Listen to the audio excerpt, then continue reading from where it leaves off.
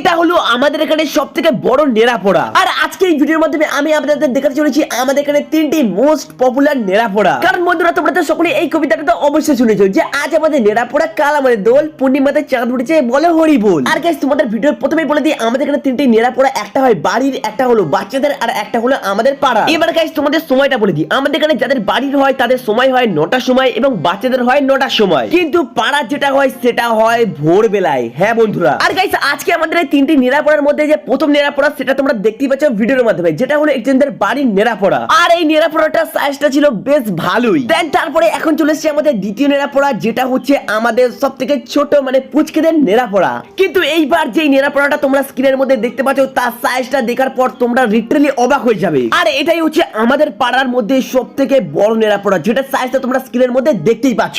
আর guys literally এটার মধ্যে যখন আগুন লাগানো হলো তখন এর সামনে দাঁড়ানো পুরো একদম মুশকিল ব্যাপার। এবার গাইস তোমরা বলো এই নেড়াপোড়াটার এক্স্যাক্টলি সাইজ কতটা? যার সঠিক হবে তার কমেন্টে আমি পিন করে দেবো, এবং তার সাথেও জানাবেন যে এর থেকে বড় কাদের পাড়ায় নেড়াপোড়া হয়।